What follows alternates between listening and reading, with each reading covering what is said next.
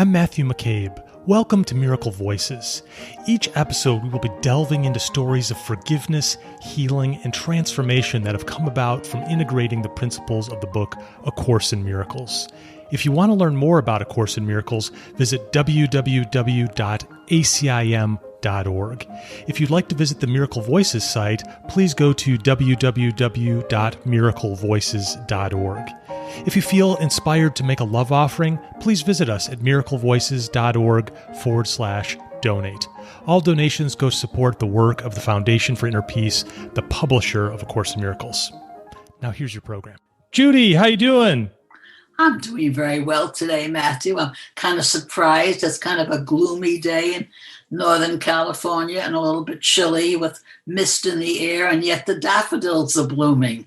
And being a Northeasterner from New York City, I'm not used to on February 15th seeing daffodils, even though I've lived here many years. Yes. It's a delightful treat. Yeah, coming from Chicago, I feel like winter is like it's like a season of punishment in California. There, it's you're getting beautiful weather a lot. It surprises how quickly winter is over. Well, winter is over in our hearts. That's all that matters. Well, I understand you have a story of forgiveness. It involves your mom and someone else today. Do you want to? Can you give us a little orientation of what you're thinking about? Yes, I certainly can. It occurred to me this is a story I have never told, and I would just like to share so much. It happened right after my dad died, and my father was a small man with a very big presence. Professionally, he was an attorney, but he was one of those people who always wanted to conciliate, never sue.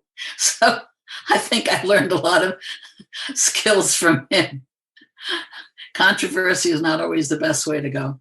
And my father was very, very deeply in love and devoted to my mom. I knew that all through my life with them. They were each other's childhood sweethearts, and they were married over 70 years.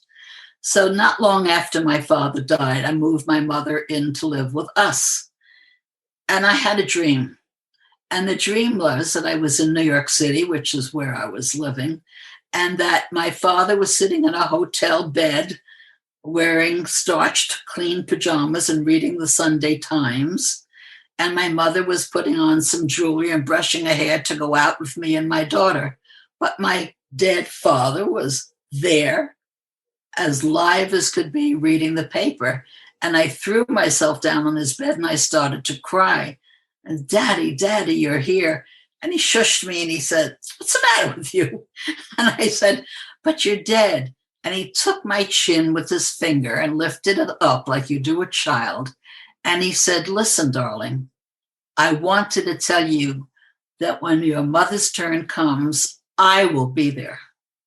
And I said, "Yes." He said, "Do you understand me?" Wagging his finger at me. And I said, "Yes." He said, "When your mother's turn comes to leave, I will be there waiting for her." It was almost as if he was saying, "You can take care of her for now, but when she dies, I get her back."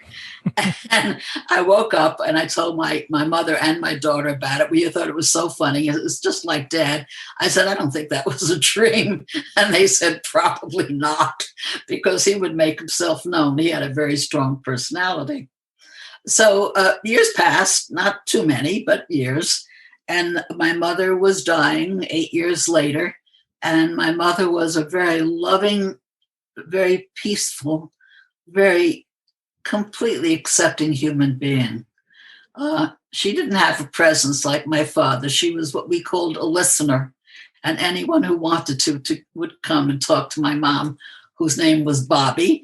And she would listen to them. And I didn't realize until years later that was a form of service that she did for people, was just to listen, be a friend and listen.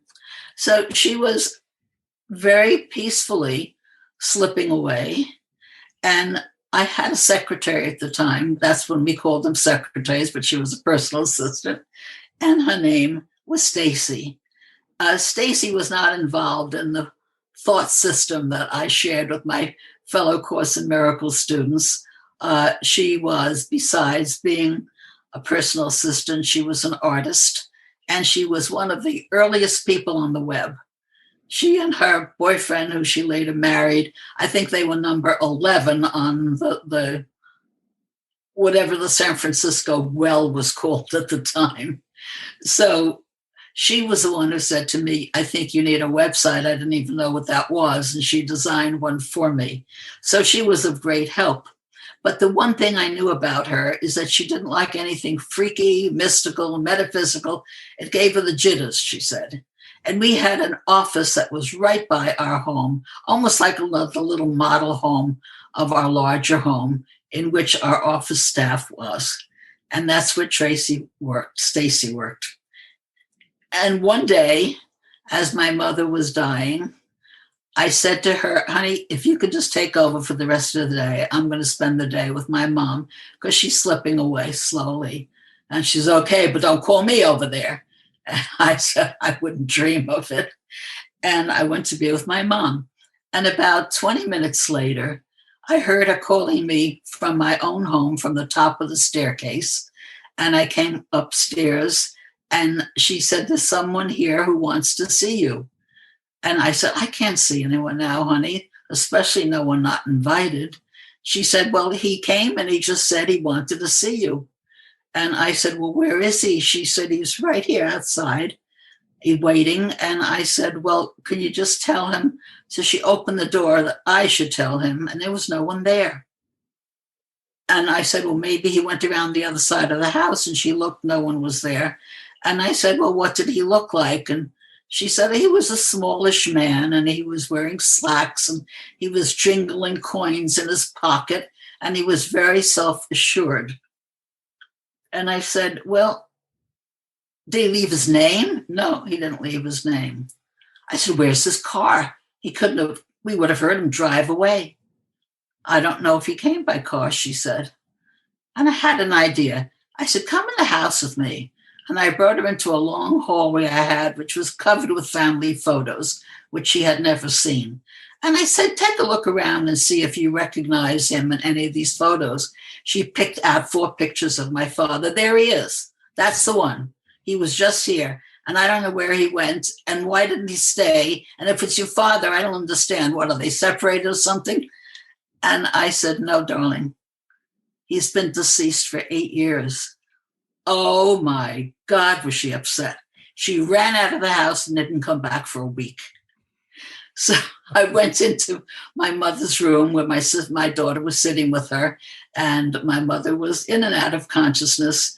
And I told my daughter what happened, and she said, well, Grandpa said that he was going to come. I guess he's here.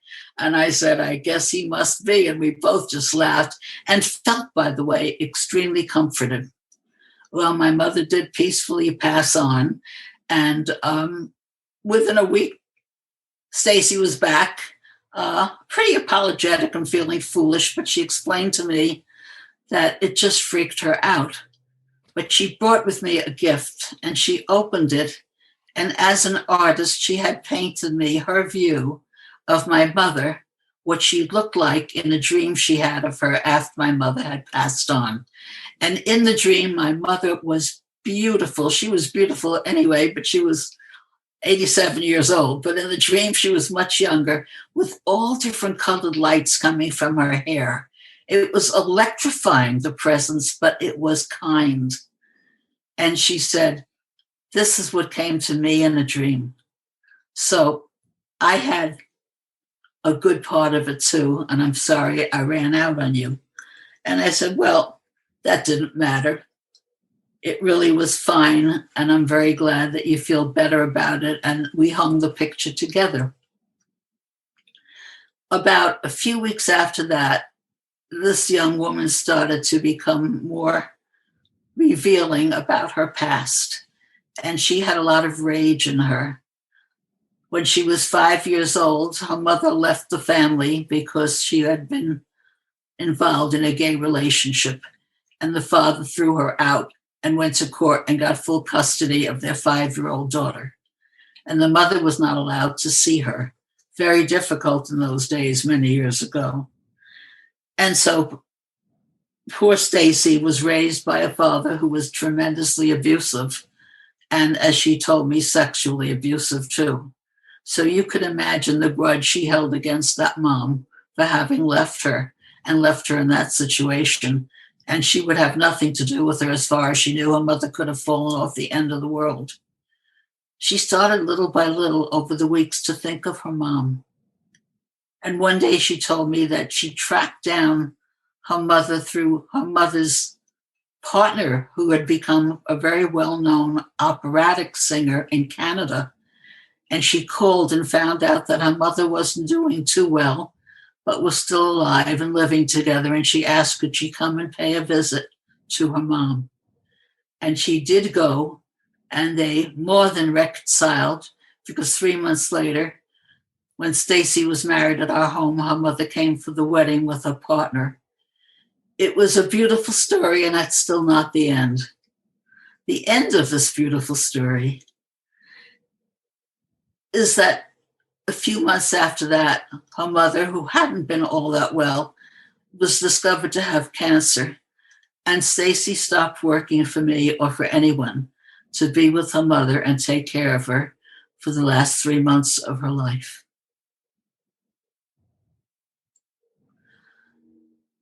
The reason I told this story today was because it reminded me so much of something I was just studying in A Course in Miracles. And it says, miracles transcend the body. They are sudden shifts into invisibility, away from the bodily level. That is why they heal.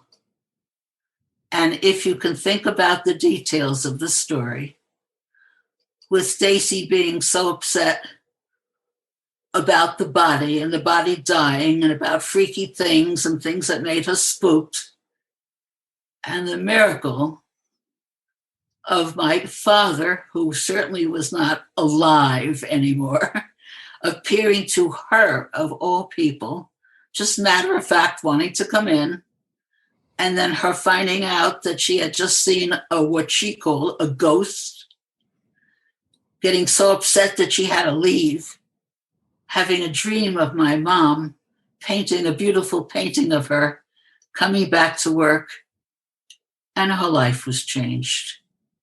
So miracles transcend the body. They are sudden shifts of invisibility away from the bodily level. That is why they heal. It also made me think of something else.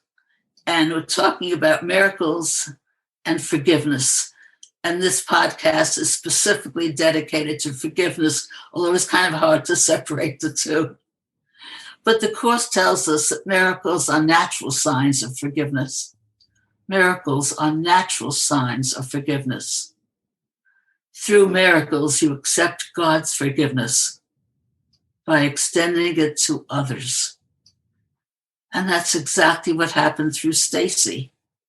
She accepted God's plan for forgiveness by forgiving her mother, forgiving her father, forgiving herself for the horrible childhood inflicted upon her, letting the past go, living in the present, finding love again and living that. And that to me was why this was an important story for me to share. Yeah. Do you feel like, your father appearing to her was like why do you think that was? Just for her benefit? I couldn't even imagine the why of it, Matthew. I think the Course said it better than I. There's shifts. The miracle is a shift away from the bodily level. My dream of my dad saying he would come to get my mother was a shift away from the bodily level, but it was all intertwined.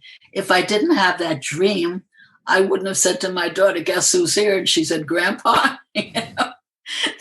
There's that little extra lilt of laughter in it that makes it come alive and so enjoyable instead of fearful. So I could imagine in the greater scheme of things, we are all on the same path to awakening, as the Course tells us, and we each get a very specially designed program that's just for us. Can you imagine what we would do or pay to have a personal trainer all the time train us into something we really wanted to learn? We do. We have a personal trainer. The course calls it our higher teacher, our higher self, the Holy Spirit, the voice for God, which is always within us, always able to help guide us, give us answers, but the correct ones. Sometimes we ask questions. The questions may not quite be on track for what we need to hear, but you can be sure we're going to get an answer, and eventually we will hear it. So who knows why these things happen? They happen. If it just happened to me, I wouldn't even dare report it. But having spoken to so many people in my life who had situations of a similar ilk, and they just treasured them because it was like a wake-up call. Hello, you're not alone. Right here with you. And wherever Stacy is now, I can only imagine she has kept on growing all these years since I've seen her. I just know that we shared that time together, and it was so tremendously precious to us all. And I still have the picture hanging. That's great. Well, you seem to do really well with people understanding that they're, not their body, and being with people as they're dying. There does seem to be quite a lot of death going on right now. How do you think about this? I mean, it seem like we're particularly in a period of a lot of transitions and the world changing. Just kind of the zeitgeist of the world feels like a different theme has come upon the world somehow. How are you kind of managing with it and working with the course with it?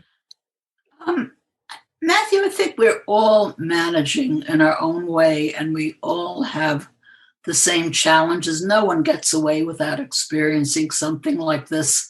This week there were 3.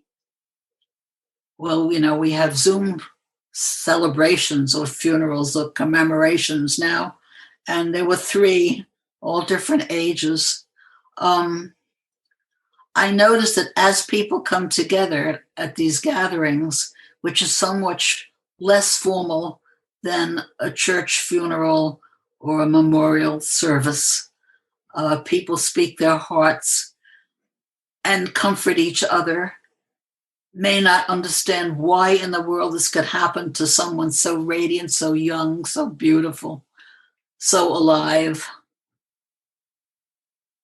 We all know it happens. This is part of our particular plan, our personal ego plan, not the Holy Spirit, not God's plan, our personal ego plan with the earth that we made. The Course tells us God did not make this world, you did. When I first read that, I thought it was backwards. Although I understood I was reading something very different indeed. God did not make this world. What do you mean I made this world? The world is all thought. We chose it. You can call it a gigantic shared dream where we seem separate. We seem disconnected. We have some good times. We have some loves. We have some forgivenesses. We have some hatreds. We have some death. We have some illnesses. What a mix-up. What a madhouse. How chaotic it all is. And we made it. That's what the Course is telling us. How do you unmake the ego world of form and graduate back into what you always were as you were created by our Creator, which is oneness, eternal light, always love, and peace? Is that some kind of a pipe dream? It better be our pipe dream, because that's what is. And so in studying A Course in Miracles, particularly at this time when there seems to be a plethora of death and illness around us, I find the best way is, number one, hang on to each other with as much love as we can muster. Tell each other how we're really feeling, Be honest and sincere and say, what can I do to help right now? Give me a job, anything. I want to be able to serve you. If you feel like talking, I'm here. How about a meal? No cooking tonight for the kids. Whatever it is you can think of helping somebody who's going through the pain. If it's your own pain that you're going through with people you love, let them help you. But more than anything else, remember, I have something within me that is my true strength. And that's where I turn to. And that something within me will help me find the perfect friend, what to write for the eulogy, whatever it is my next step. I do not have to do this alone. I am not alone. If you haven't ever believed this before, that's fine. Most people don't. But if you have the question, ask it. And you'll find that no question you ask like that will ever go unanswered. Soon it'll become habit forming. And then you'll start to see a shift. After practicing for years, as I have and other people have with the Course in Miracles, we all agree we see a shift in the way we see the world. We don't see a shift in the way we think of eternity. We don't see a shift in the way we think of peace. We don't see a shift in the way we think of love. We see a shift in the way we think of the chaos. Uh-oh, here's another. We see a shift in the way we deal with it. We see we can get through anything. It feels like we can't, but we can. But the most important thing is, as we help each other and as we remind each other we are not alone, not just with each other, but in truth and the higher sense, we are not alone. That's good. Very comforting. Well, Judy, is there anything else on your mind, course related or otherwise, that you'd like to share today? Oh, Matthew, that opens a big can of worms. Not a can of worms, you know what I mean. Yeah. No, I do. It's my life to live this and to talk about it because it only helps me. And so if in sharing it does touch or help anyone else, I'm doubly grateful to have the opportunity to discuss these things with you because I know exactly where you are too. And it's the support that you can give and to allow me to be able to do this that has been such a blessing for me. I don't know how many more times I will be able to. Anyone who's listening can hear a person's voice who's not young anymore. And yet I feel when we have the opportunity to talk about the Course and the practice of it, I sort of get revitalized. And if I were tired or achy or it was a hard time, everything else falls away. And I just feel ever so grateful and happy. So thank you, my dear. Thank you, Judy. And thank you for these wonderful stories. Can't wait to publish them all here soon. And this was really a comforting one. And there's a lot of people listening that are going through things that they'll find this helpful. So with that, I think that's probably a good place to end for this week. Thanks so much again for joining. Any final words? It's been a comfort. And I wish everyone out there going through these times, and they are times we are going through, memorable ones, that not only do we move smoothly through it, but we learn through it. And we come to know compassion at a deeper level. We come to know empathy at a deeper level. We come to be able to express love at the deepest level. We hold out our arms to each other and we embrace as one, which we are. Very well said. Thank you, Judy. Until next week. See you then, my friend. Thanks so much for listening today. Please subscribe to Miracle Voices by hitting the subscribe button on your podcast app. If you are enjoying these conversations, please consider leaving us a review on Apple Podcasts, Spotify, or whatever podcast app you use. And lastly, please visit us at miraclevoices.org and join our newsletter so we can stay connected. Until the next podcast, I want to leave you with my favorite course quote, "When you want only love, you will see nothing else."